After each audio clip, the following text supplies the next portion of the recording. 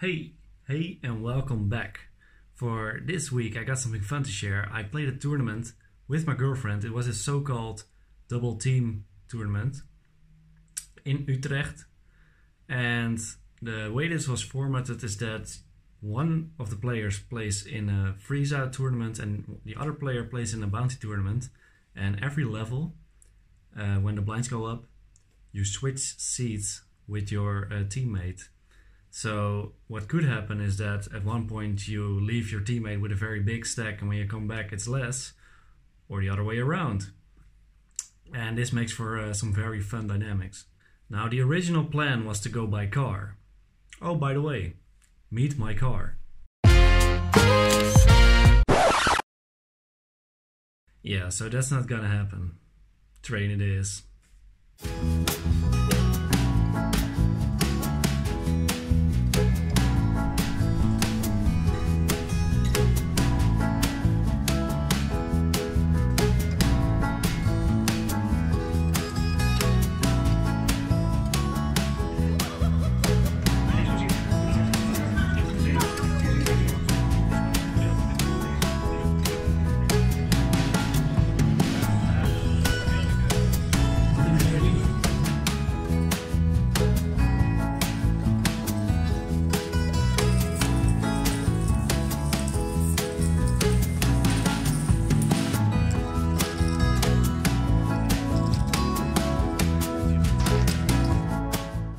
Okay, so I just played the first level of the team event and, well, for me it went okay. I chipped up a little bit.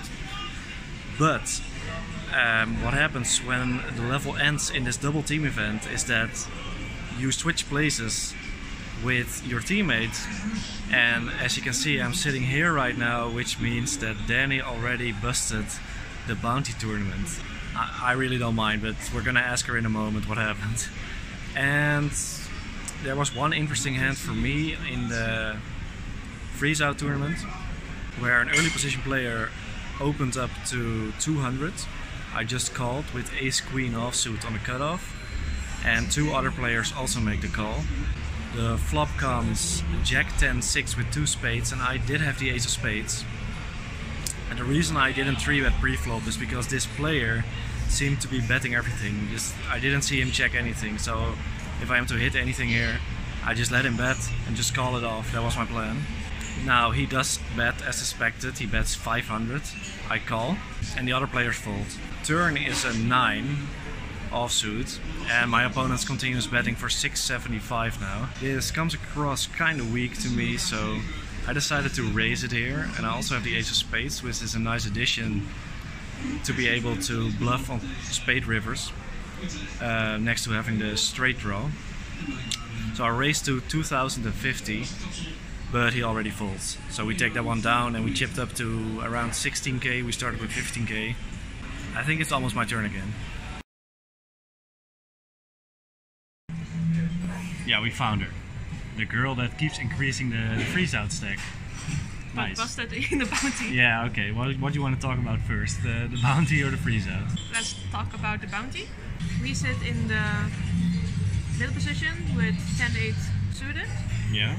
And early position opens. We do not have a good hand to call with. So we 3-bet 10-8 suited. Nice, gambling. Yeah. And butter calls and the initial raiser calls. The flop comes 4-8-6 with two spades. We have 10-8 of spades, and since we are the 3-better, it makes no sense that we would continue on this board. So initial raiser check to us, we check behind. So the button bets now. In the early position re-raise. Oh wow! And we decided to 3-bet. Which sizing did he re-raise? He raises to 2k. We raise to 6k. Button jams now all in. And the early position folds. So he has a lot of overcards, but I don't see a lot of sets since we blocked the top set. Pocket 4s and pocket 6 usually don't go with a 3-bet. So, and otherwise we can outdraw him with our flush draw. Yeah, it's a nice. You were never in a horrible shape, of course. Yeah. So you gambled? We gambled for the bounty and made a call.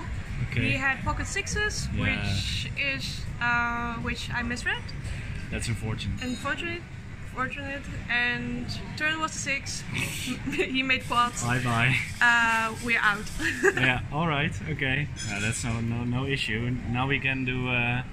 We can just take it easy. Have a break every level. Mm-hmm. Exactly. So now the breaks are 20 minutes. So yeah. we take all right, every 20 minutes. So now we break. got a lot of break. Well, that's good.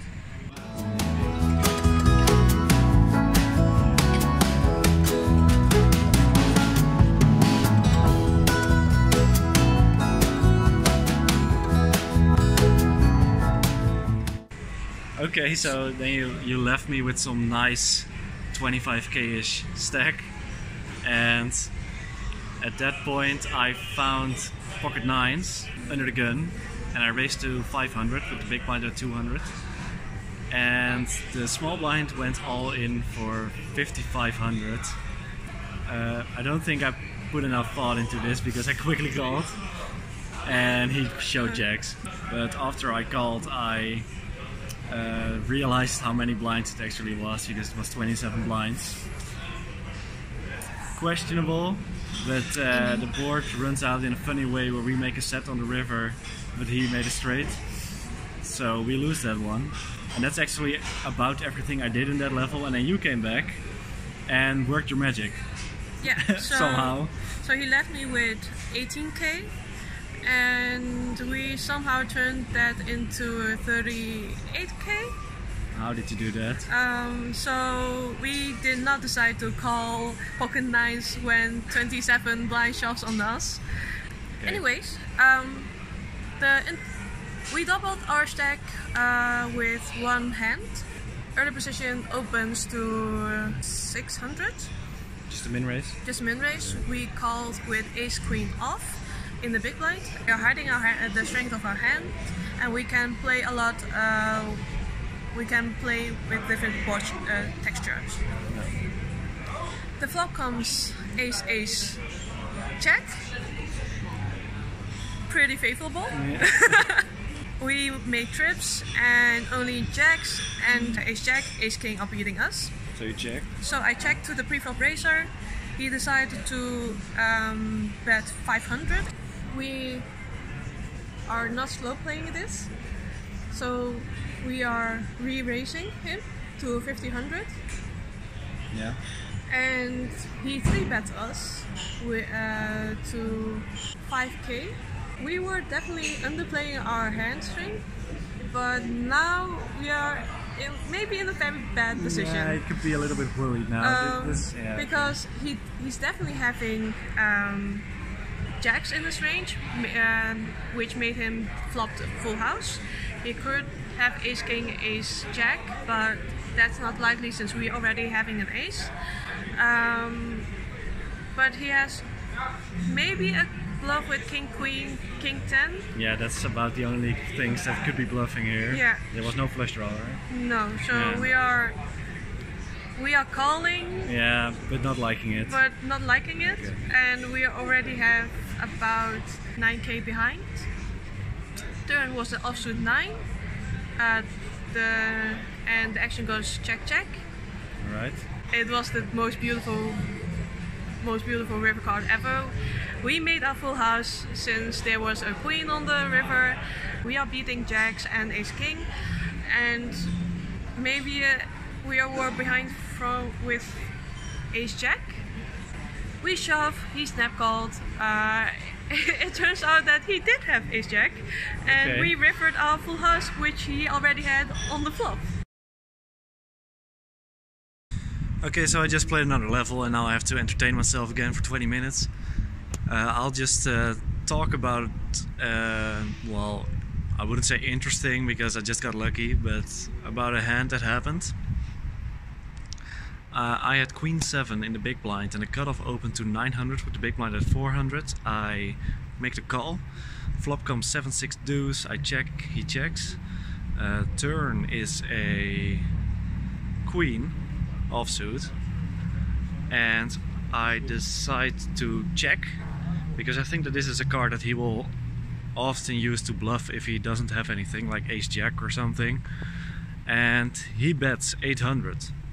I just call, don't want to reveal the strength of my hand too much, and on the river comes an offsuit 10. I check again, because if he doesn't have anything I want him to keep bluffing, and he does bet. He bets 2200, but that leaves him with only 3500 behind, so I put him all in and he calls with aces. So nice little pot we win there.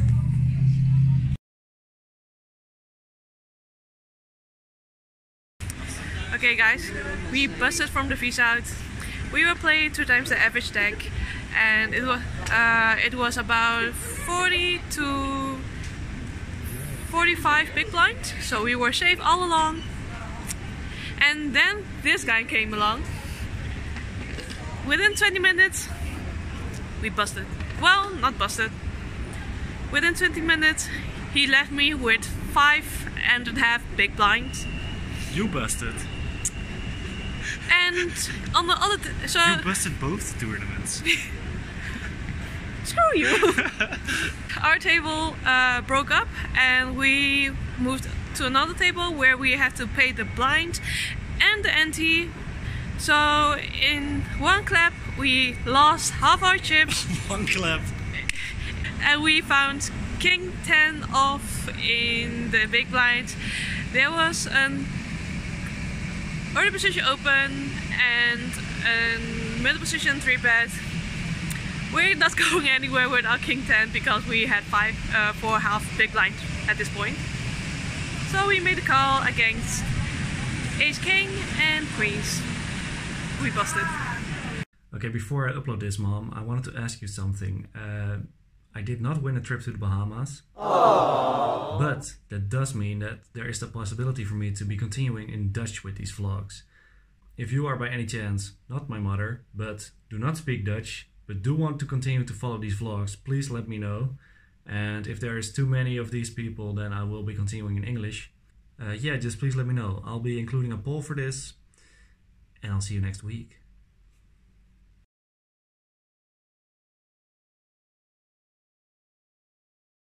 Landscape.